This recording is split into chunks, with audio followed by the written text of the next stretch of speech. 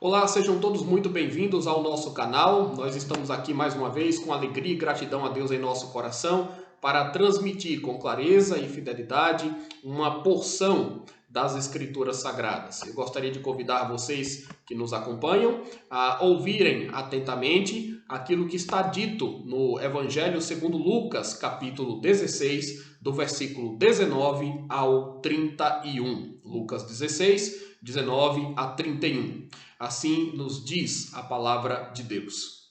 Ora, havia certo homem rico que se vestia de púrpura e de linho finíssimo, e que todos os dias se regalava esplendidamente. Havia também certo mendigo chamado Lázaro, coberto de chagas, que jazia à porta daquele, e desejava alimentar-se das migalhas que caíam da mesa do rico, e até os cães vinham lamber-lhe as úlceras. Aconteceu morrer o mendigo e ser levado pelos anjos para o seio de Abraão. Morreu também o rico e foi sepultado. No inferno, estando em tormentos, levantou os olhos e viu ao longe a Abraão e Lázaro no seu seio. Então, clamando, disse: Pai Abraão, tem misericórdia de mim e manda a Lázaro que molhe em água a ponta do dedo e me refresque a língua, porque estou atormentado nesta chama. Disse, porém, Abraão: Filho, lembra-te de que recebestes os teus bens em tua vida e Lázaro igualmente os males. Agora, porém, aqui ele está consolado, tu em tormentos. E além de tudo está posto um grande abismo entre nós e vós, de sorte que os que querem passar daqui para vós outros não podem, nem os de lá passar para nós. Então replicou, Pai, eu te imploro que o mandes à minha casa paterna, porque tenho 5 irmãos, para que lhes dê testemunho, a fim de não virem também para este lugar de tormento. Respondeu Abraão: eles têm Moisés e os profetas, ouçam-nos. Mas ele insistiu: não, pai Abraão, se alguém dentre os mortos for ter com eles, arrepender-se-ão. Abraão, porém, lhe respondeu: se não ouvem a Moisés e aos profetas, tampouco se deixarão persuadir, ainda que ressuscite alguém dentre os mortos. Eu quero convidar você para fazer comigo, nesse instante, uma oração. Senhor Deus, dá-nos graça, dá-nos paz, dá-nos sabedoria e dá-nos entendimento da Tua palavra. Que o Senhor transforme, converta, convença, exorte as vidas de todos aqueles, ó Deus, que nos acompanham. Que o Senhor traga consolo, alegria e esperança, ó Deus, para aqueles que temem o Teu nome. Que o Senhor, ó Deus, nos faça enxergar a Tua grandeza e os ensinos tão relevantes que nós, ó Deus, aqui encontramos na palavra que é Tua.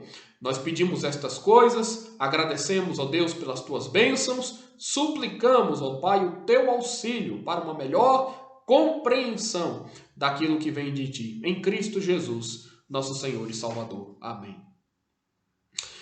Sem dúvida alguma, esse é um texto bastante rico, não é? É um texto em que nós podemos inferir uma série de lições preciosas, relevantes para as nossas vidas, para as nossas concepções e até mesmo lições que ecoam na eternidade, porque a própria história aqui contada nos mostra isso categoricamente. Nós poderíamos utilizar esta parábola para argumentar que há consciência após a morte, por exemplo. Não é? Nós temos 2 pessoas que morreram, temos uma que está em gozo no seio de Abraão, jubilando, alegre, e temos aqui uma outra pessoa que está em tormentos, que está sofrendo, e ambas estão em perfeito estado de consciência. Portanto, poderíamos aqui, com base nesse único texto, já extrair o ensino de que há consciência após a morte. Muitas pessoas pensam que depois da morte tudo acaba. Muitas pessoas pensam que a morte física põe fim à nossa existência. Muitas pessoas acreditam, não é, que o materialismo, não é, a visão materialista, naturalista prevalece. Mas, na verdade, não é isto que a Bíblia ensina, não é? A Bíblia diz que existe sim vida após a morte, consciência após a morte, porque isto está dentro de um plano redentor que Deus também estabeleceu para nós, e onde também os iníquos e os perversos receberão o devido castigo, não é? Então, se é verdade que alguns homens padecerão eterno tormento, é verdade também que outros homens receberão eterna recompensa e galardão da parte de Deus. E só isto já deveria nos chamar a atenção de uma forma muito categórica, não é? Então, nós temos aqui uma responsabilidade diante de Deus, porque os nossos destinos eternos estão em jogo, e é por isso que nós temos que olhar para as Escrituras Sagradas com muita seriedade.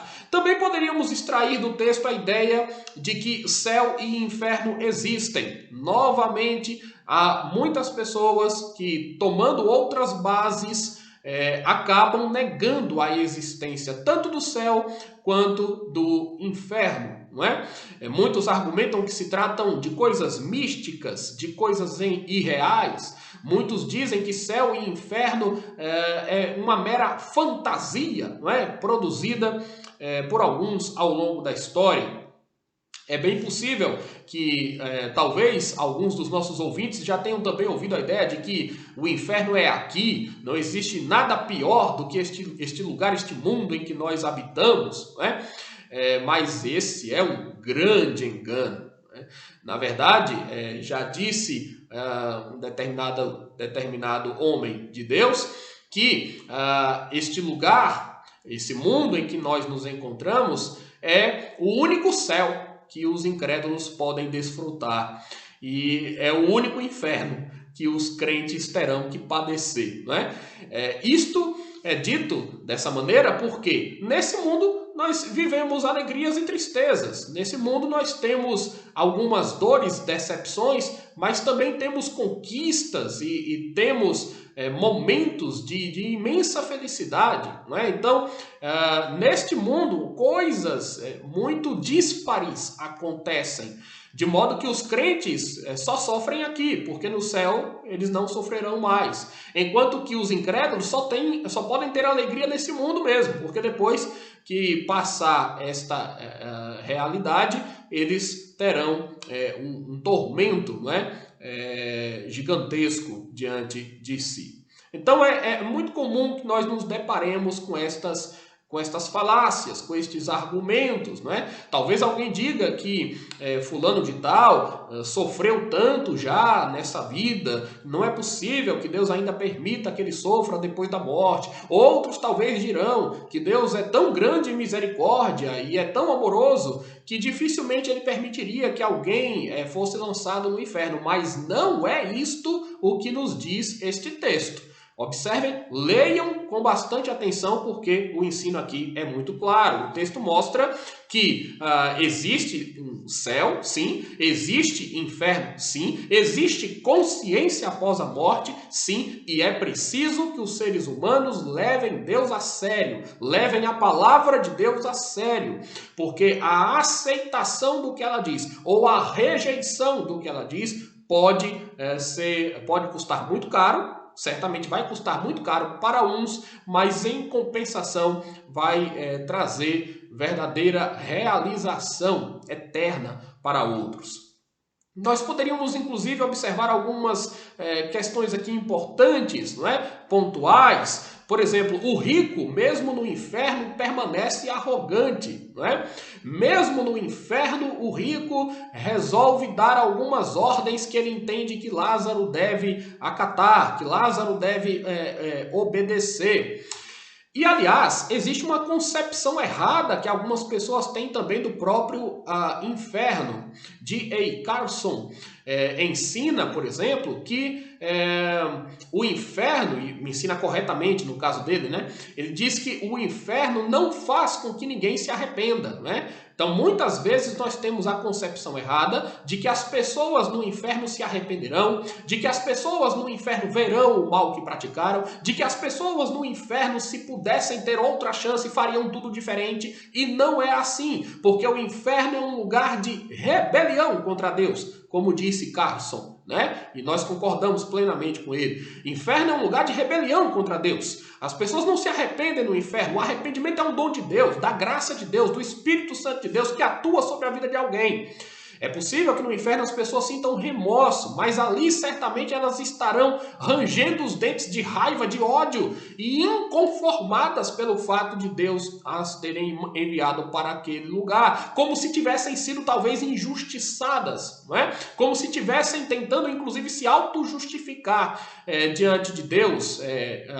Portanto, o inferno não transforma ninguém em uma pessoa melhor. Pelo contrário, não é? O inferno representa a degradação máxima, o estado pior em que os seres humanos podem se encontrar. Então, já no céu, nós teremos a nossa humanidade plenamente restabelecida, o nosso relacionamento com Deus plenamente restabelecido, não é? Todas as alegrias temporárias não serão nada perto do que o céu é para nós, do que o céu será para nós.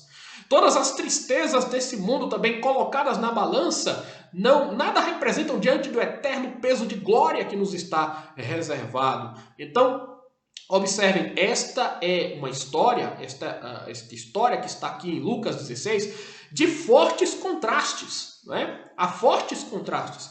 Ela diz que havia um homem rico, mas também que havia um certo mendigo. Ela diz que o rico se vestia de púrpura e de linho finíssimo, enquanto que o mendigo estava coberto era de chagas, não é?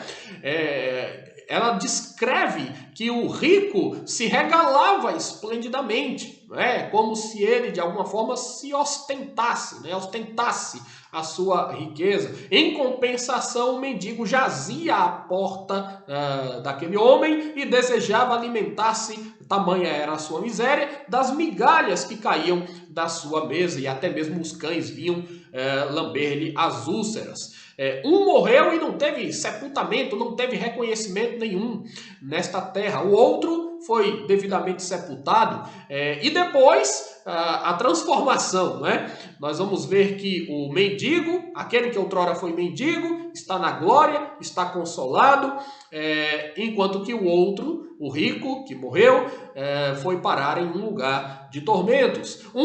Que era um mendigo, está em paz, está tranquilo, está no seio de Abraão, mas o outro está em um desespero sem fim. Então, nós gostaríamos aqui de analisar esta história, esse texto, sob a perspectiva do juízo de Deus, chamando a atenção para aqueles que nos ouvem, chamando a atenção para o fato de que Deus é justo, de que Deus é santo, de que Deus trará a juízo todas as obras, todos os pensamentos dos seres humanos, quer sejam bons, quer sejam maus, e as obras de todos nós nos acompanham e nos acompanharão no sentido de que elas terão repercussão na eternidade. Ok? Então, o juízo de Deus é perfeito e ninguém escapa dele. Todos nós compareceremos diante do tribunal de Cristo.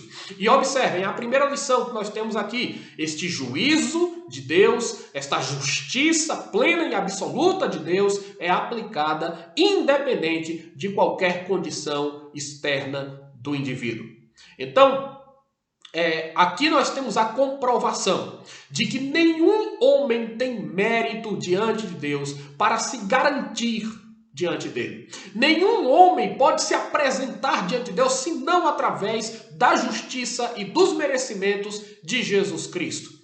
Nada do que nós somos, nada do que nós conquistamos nesse mundo, mesmo que tenhamos sido prósperos nesse mundo, mesmo que tenhamos acumulado riquezas nesse mundo, tesouros desse mundo, mesmo que nós tenhamos status e prestígio que este mundo também oferece. Mesmo que nós tenhamos tido a oportunidade de usufruir de um sem número de prazeres nesse mundo, o juízo de Deus será aplicado, não levando em conta qualquer tipo de condição externa, qualquer tipo de condição material, qualquer tipo de condição social dos indivíduos enquanto aqui estavam, enquanto nesse mundo peregrinaram, não é?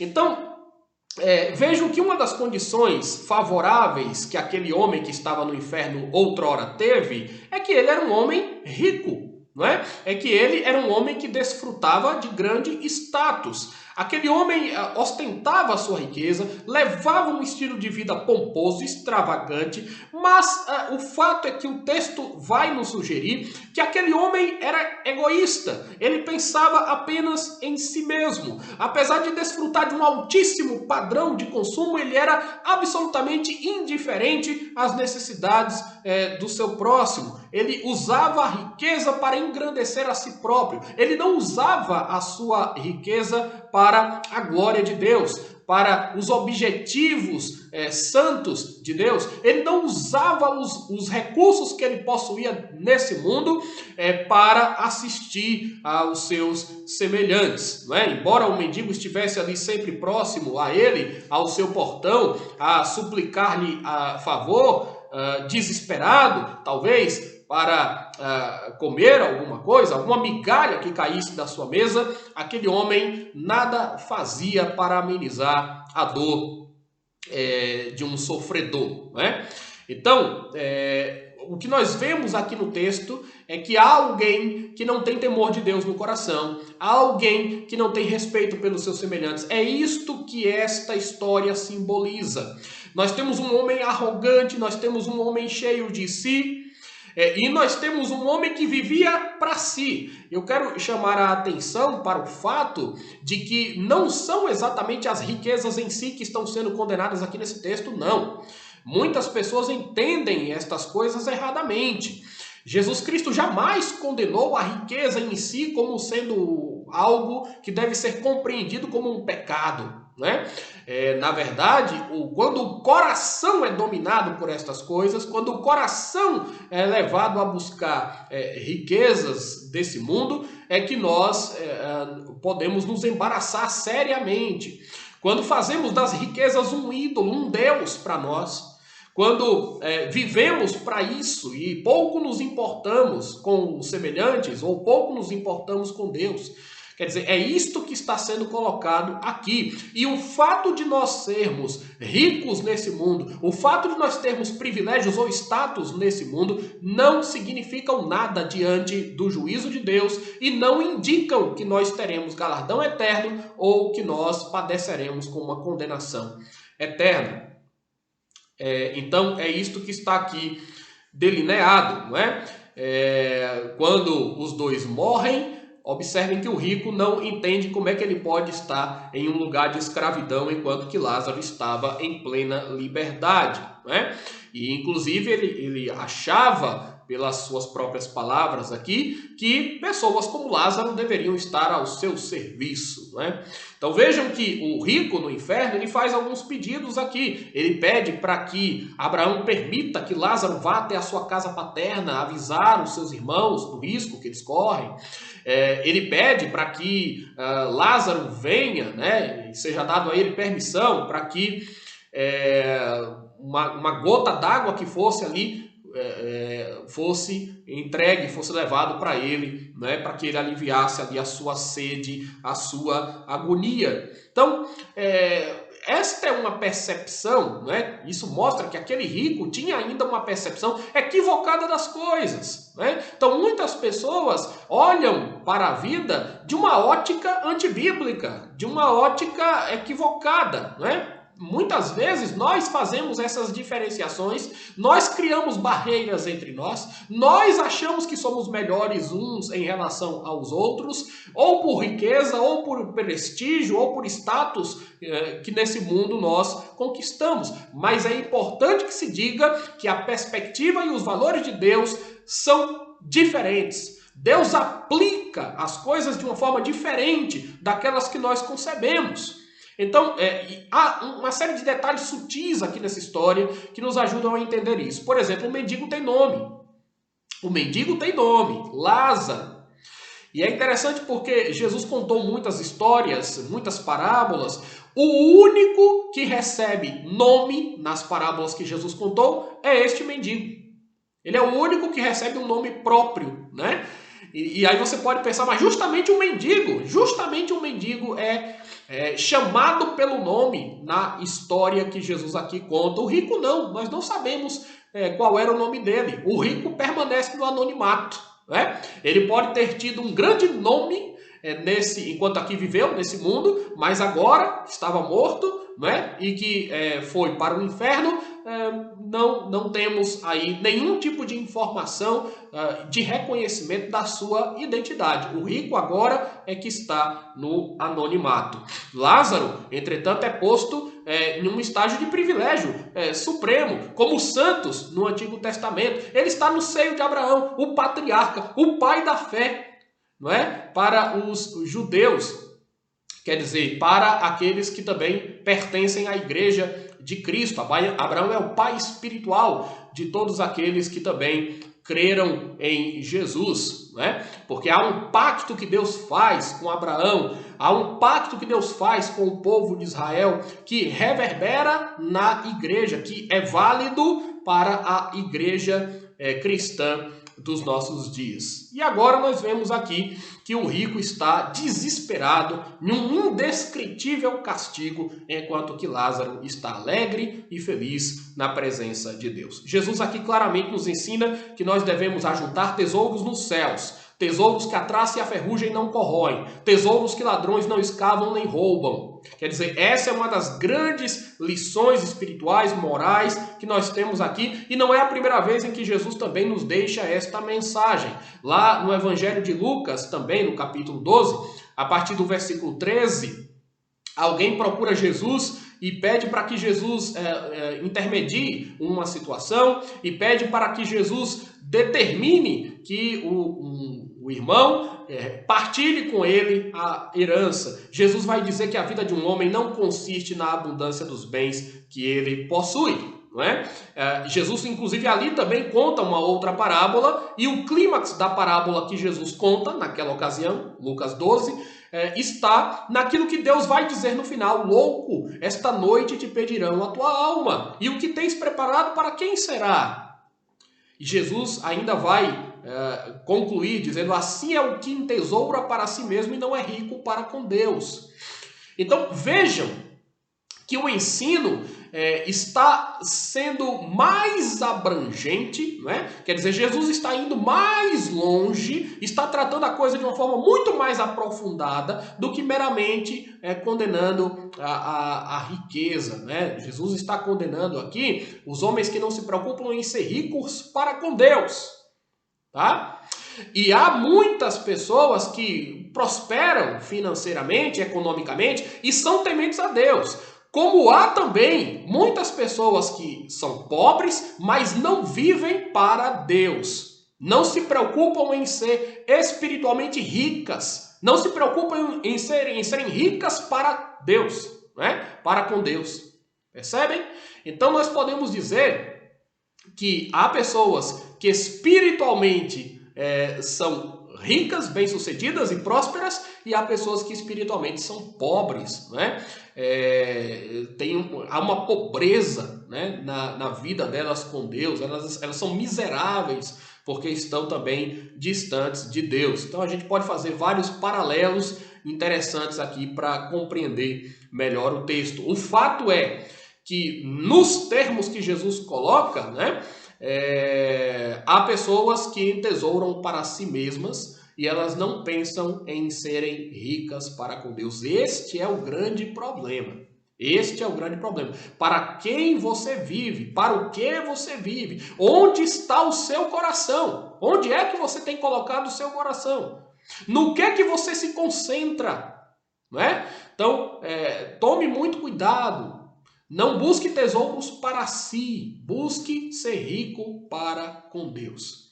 Nós podemos então concluir aqui que condição social, financeira, econômica não garante salvação, é óbvio que nós sabemos disso. Ninguém vai poder apelar diante do tribunal de Cristo, não é? Ninguém vai poder recorrer diante da sentença dada, ninguém vai poder pagar bons advogados para escapar do juízo divino, embora muitos estejam nessa vida entesourando para si mesmos, acreditando que a vida se resume nisso e não se preocupando com Deus. Eu volto a chamar a atenção para isso. Preocupe-se com Deus, leve Deus em consideração, leve em consideração aquilo que a palavra de Deus diz, antes que seja tarde demais. Uma outra questão aqui que pode levantar dúvidas é que há um tratamento que à primeira vista é um tanto quanto estranho entre o rico e Abraão. Vejam vocês que o rico está no inferno, mesmo assim ele chama Abraão de pai. Pai Abraão, pai Abraão.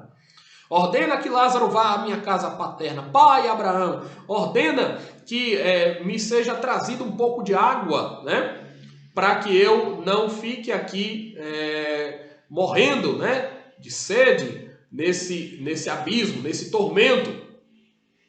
Manda que Lázaro molhe em água a ponta do dedo e me refresque a língua, né? E ele se refere a Abraão assim, ele se dirige a Abraão dizendo, pai Abraão. O que é mais interessante ainda, e desperta curiosidade, é que Abraão aceita o tratamento nesse ponto e o chama de filho, né?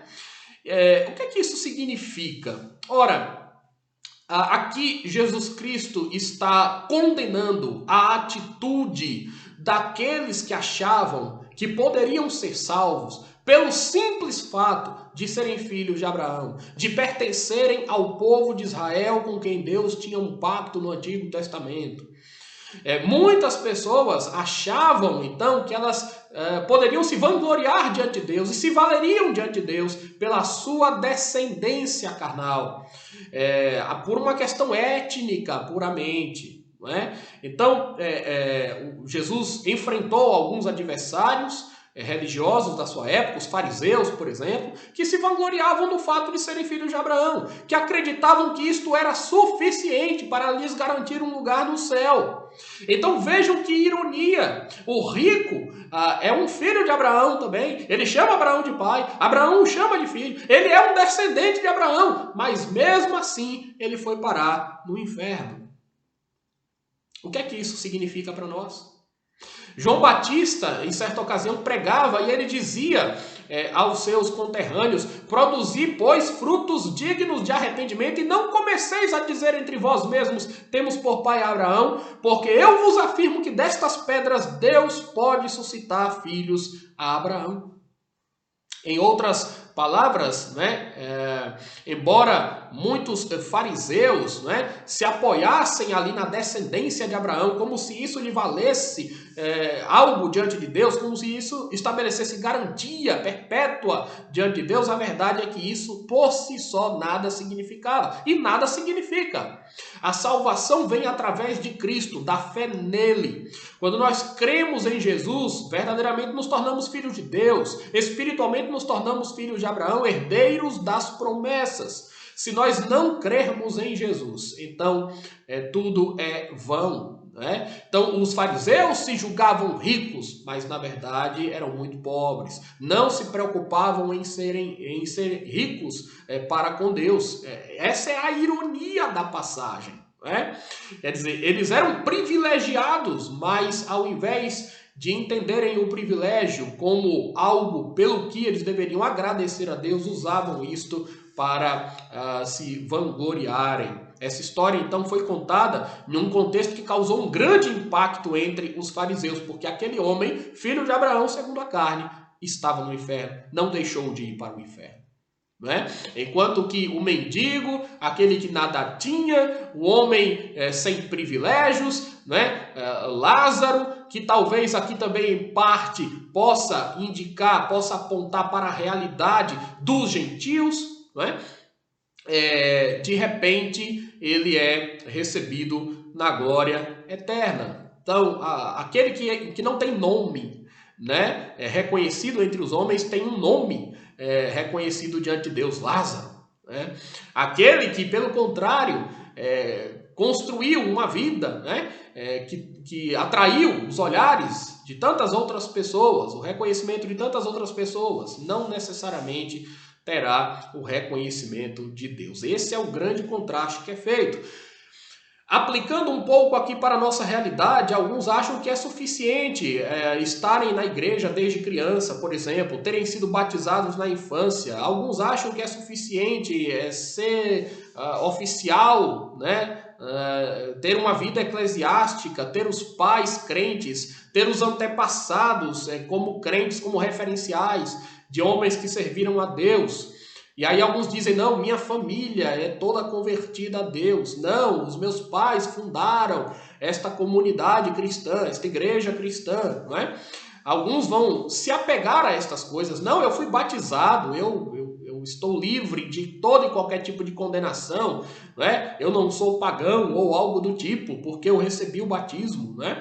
Ou quem sabe eu fiz parte muitos anos dessa ou daquela igreja. Alguns vão se apegar na sua condição moral. Eu ajudo os outros, eu sou um benfeitor na minha cidade, eu sou um bom pai de família, não é? Eu sou alguém civilizado, eu sou um cidadão de bem, isso me basta, isso é suficiente para que o olhar de Deus sobre mim seja um olhar que me traga bonificação, gratificação, que me traga algum tipo de privilégio. Isso não vai acontecer, isso não é verdade, porque os parâmetros de Deus são outros. E, na verdade, nenhum de nós é capaz de satisfazer o elevadíssimo, o intransponível para nós padrão divino. O padrão divino, ele só foi devidamente observado, ele só foi devidamente cumprido, com méritos,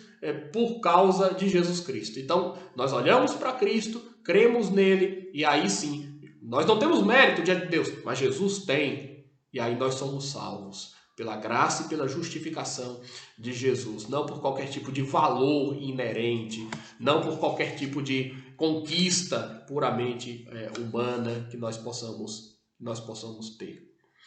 Uma outra questão aqui importante no texto, o texto vai mostrar que esta justiça de Deus absoluta, esta justiça de Deus que é aguardada, não é? Que vai ocorrer, ela é definitiva, ela tem caráter definitivo, absoluto. Vejam, o texto mostra que há um abismo intransponível entre o céu e o inferno, assim como há um abismo entre esses lugares e a terra. Não é? Quer dizer, primeiro o rico diz, pai Abraão, tem misericórdia de mim, manda que Lázaro molhe a ponta do dedo em água e me refresque a língua, porque estou atormentado nesta chama. E no verso 26, a resposta é, está posto um grande abismo, de sorte que os que querem passar de um lado a outro não podem. Então, vejam como é importante aqui dizer que, diferentemente do que algumas pessoas creem, do que algumas pessoas acreditam, não é? Nós não temos aqui estes homens no pós-morte transitando do céu para o inferno, do inferno para o céu ou de qualquer um desses lugares para a terra, não é? Mais adiante, o rico vai insistir dizendo que tem 5 irmãos. Ele vai implorar que Abraão vá, envie Lázaro à sua casa paterna para alertar os irmãos do perigo que eles estavam correndo de irem parar naquele lugar de tormentos. Mas Abraão vai deixar claro que aquele pedido não podia ser atendido, que aquele clamor não levaria a nada, não é? Ele não poderia autorizar a concretização do que Lázaro estava solicitando. Não é? O texto aponta para o destino último, final do indivíduo após a morte. Quer dizer, há uma enorme distância entre estas duas realidades, não é? Entre o céu e o inferno, entre o céu e o inferno e este mundo. Lázaro estava no seio de Abraão, na bem-aventurança eterna, não é? Mas O rico estava em tormento eterno. E observem, é eterno, é definitivo. Não há como modificar essa situação. O pedido de clemência do rico é justificado diante do sofrimento que ele está enfrentando, né? O problema é que agora já é muito tarde, né? Há uma determinação fixa de Deus. Absolutamente nenhuma condolência, nenhuma misericórdia o homem no inferno pode receber de Deus.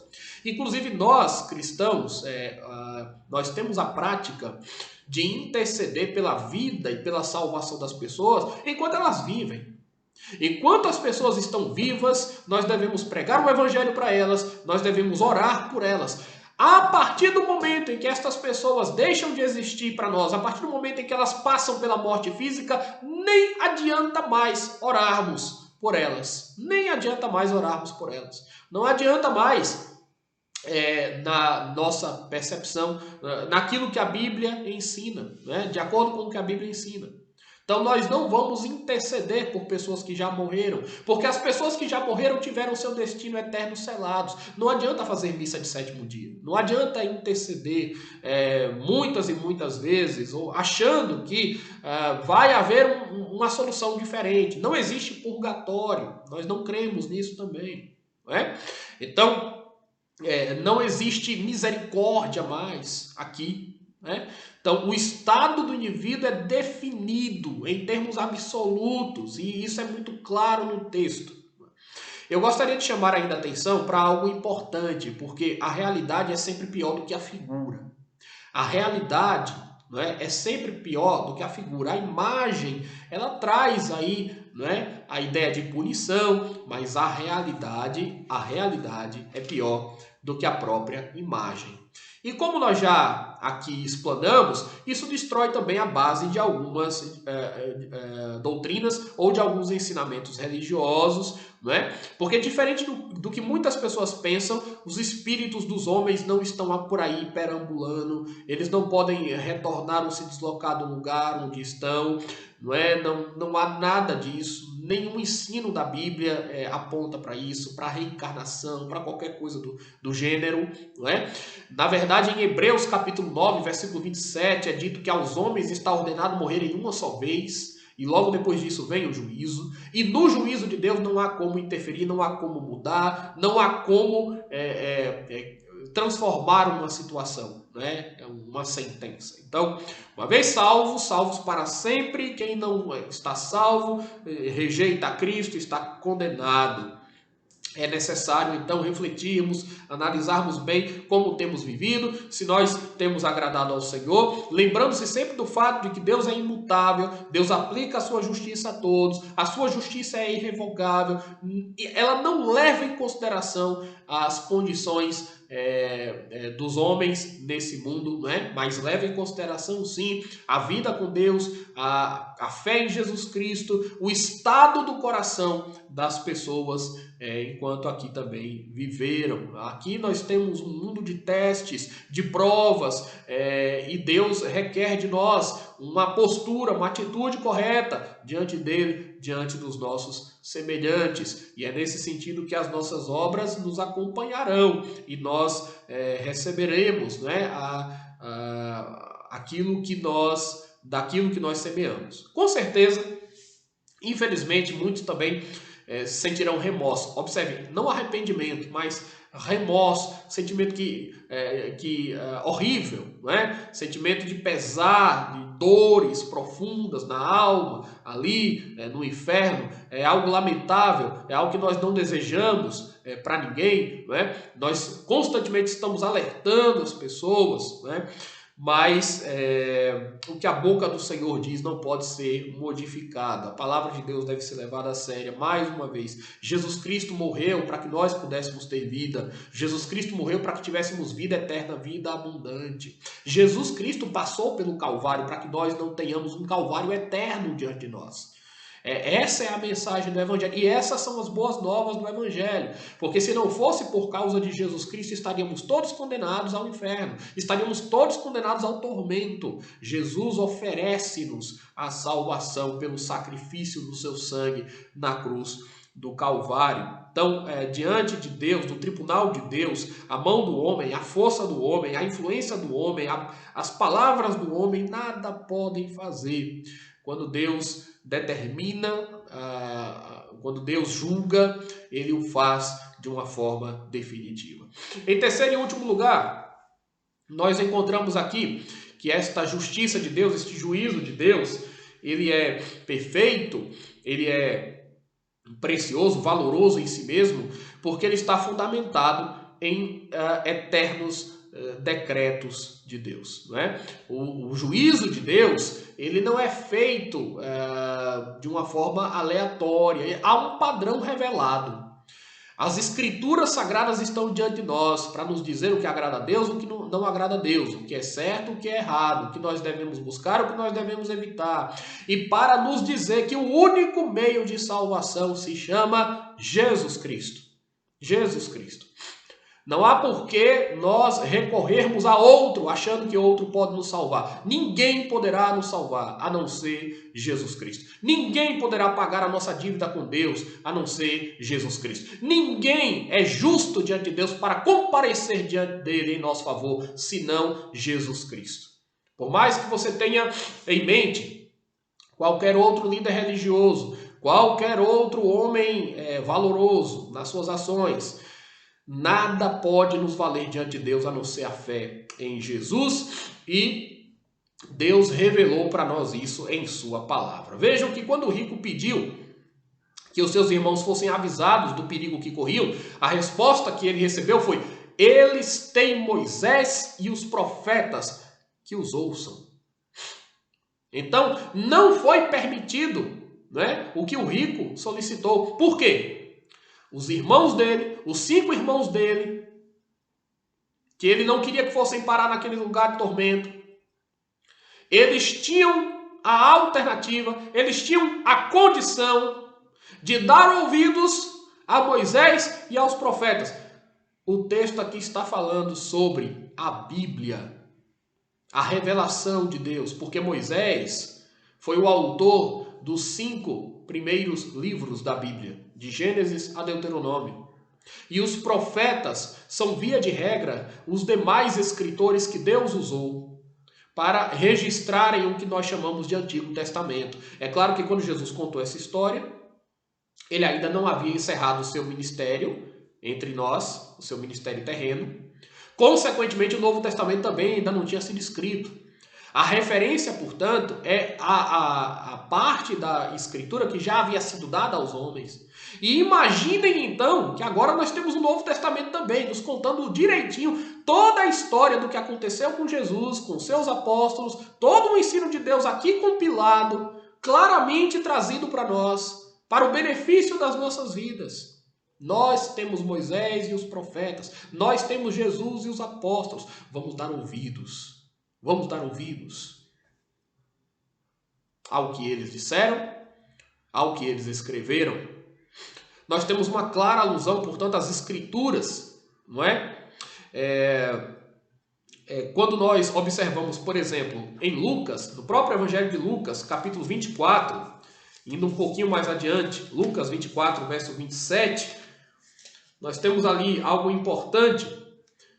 Porque o texto narra que Jesus, depois já de ter ressuscitado, diante de discípulos que caminhavam com ele, começando por Moisés, discorrendo por todos os profetas, expunha-lhes o que a seu respeito constava em todas as Escrituras. Jesus começou a analisar o que Moisés e o que os profetas disseram acerca dele, né? E as Escrituras apontam para Jesus Cristo. Então, ouçamos as Escrituras sagradas. O apóstolo Paulo, lá em Atos capítulo 28 também, nós temos um outro testemunho interessante disso. Lá em Atos 28, versículo 23, é dito que o apóstolo Paulo, desde a manhã até a tarde, lhes fez uma exposição em testemunho do reino de Deus, procurando persuadi-los a respeito de Jesus, tanto pela lei de Moisés como pelos profetas. Então Moisés, os profetas e os apóstolos deram testemunho de Jesus, do que Jesus fez, de quem Jesus é. Vamos levar a Escritura a sério. A lei e os profetas apontam para Jesus. O homem rico pede um tratamento especial aos irmãos dele. Mas Abraão responde que tudo aquilo de que eles precisavam para crer podia ser encontrado nas escrituras sagradas, em Moisés, nos profetas, na própria Bíblia, na palavra de Deus, né? Porque este é o jeito que Deus utiliza para se revelar a nós, para se revelar aos homens. Então observe que Abraão indica que a observância da palavra divina é suficiente para que nós tenhamos a salvação, uma vez que Cristo se manifestou para a nossa salvação. O que é dito aqui é que a Bíblia Sagrada é suficiente para nos comunicar a Deus, para nos comunicar a Cristo, para nos fazer crer nele e para que assim sejamos salvos. Aqui nós temos a evidência da suficiência das Escrituras. Abramos os olhos. Vamos abrir os olhos. Quem não é capaz de ouvir os argumentos da Bíblia, da palavra de Deus, não será capaz de se convencer por nenhum outro argumento, mesmo que algo de sobrenatural aconteça. Aliás, diga-se de passagem, não é? Diferente do que pensam alguns que acreditam que as almas perambulam, que as almas dos mortos se comunicam com os vivos. Vejam que isso é tão impensável sob o ensino bíblico, que quando o rico pede para Abraão que permita que Lázaro vá até a sua casa paterna avisar os seus irmãos do perigo, o que é compreendido por Abraão no texto é que a solicitação do rico no inferno era para que fosse dado a Lázaro a condição de ressuscitar. Então, não passa pela cabeça, não passa pela mente dos judeus, né? Ou no Novo Testamento, né? Não passa pela mente que se possa ter qualquer tipo de relação, não é? Assim, de comunicação entre os vivos e os mortos. Na verdade, isso é claramente condenado, essa prática, essa busca, é claramente condenado na Escritura, lá no Antigo Testamento, lá em Deuteronômio 18, né? E em outras passagens também. Mas isso é tão distante do que se poderia compreender no contexto daquela conversa, que o entendimento de Abraão é que o pedido é para que Lázaro ressuscite dos mortos. Por isso que ele diz, não, se eles não ouvem, se os seus irmãos não ouvirem Moisés e os profetas, eles não se convencerão, mesmo que alguém ressuscite dentre os mortos. Então, o seu pedido para que Lázaro ressuscite e avise está negado, né? Eles não estão pensando no tipo de comunicação sobrenatural, algo do gênero, não. Né? O que se tem em vista aqui é uma possível ressurreição, o que não é, evidentemente, atendido. Né? O argumento da Bíblia, então, vejam, é sempre mais forte, mais eficaz do que qualquer outro. A justiça de Deus está fundamentada na sua palavra. Não foi permitido que nada de sobrenatural acontecesse a fim de que outros não fossem para o lugar de tormentos, né? Mas nós devemos dar ouvidos às Escrituras. Diante das realidades ainda mais profundas que nós já temos conhecimento, o significado da morte e da ressurreição de Cristo, né? Por exemplo, os homens se tornam indesculpáveis. Diante do que Cristo fez, os homens se tornam indesculpáveis quando não creem. E Jesus disse, nenhum sinal será dado a essa geração senão o sinal de Jonas. Jonas é um profeta no Antigo Testamento que ficou 3 dias e 3 noites no ventre do peixe, desobedecendo a Deus, mas depois ele ali também ora, Deus o ouve, sua vida é preservada e ele volta, né? O peixe o vomita e ele volta à existência. Jesus está dizendo, então, para os seus seguidores, que o sinal, o grande sinal de Deus que seria dado a geração dele, e a nossa geração também, diz respeito, tem a ver com a sua ressurreição. Jesus ficou 3 dias, né, entre a sua morte ali, o sepulcro, até que ele ressurgisse de entre os mortos. A ressurreição é o grande sinal de Deus. É a grande prova do amor de Deus por nós e de como Deus pode nos dar vida e redenção perfeita e de como Deus pode nos livrar do inferno e da condenação e nos dar um céu de gozo, de vida eterna, em paz e em alegria, não é? Realização plena como seres humanos. O que as pessoas deveriam e devem esperar, o que as pessoas deveriam e devem fazer é observar as Escrituras sagradas, porque a rejeição e a negligência em relação a Deus, em relação a Moisés e aos profetas, em relação a Cristo e os apóstolos, a indiferença e a negligência em relação a Deus implica em justa condenação. Então nós temos aqui que o juízo de Deus é real, existe sim vida após a morte, os homens responderão diante de Deus pelos seus atos. A justiça de Deus não leva em consideração feitos nossos nesse mundo, ela só leva em consideração os méritos de Cristo. Portanto, creia em Cristo, senão você estará perdido. Aqueles que não creem em Cristo estarão perdidos, lamentavelmente, pela eternidade. A justiça de Deus é definitiva, não há como apelar a ela, não há como recorrer da sentença. Embora Deus seja misericordioso e amoroso, Ele é um Deus justo e santo também. Por isso devemos dar ouvidos às Escrituras sagradas, à revelação da vontade de Deus, que está bem diante dos nossos olhos. Que Deus assim nos abençoe.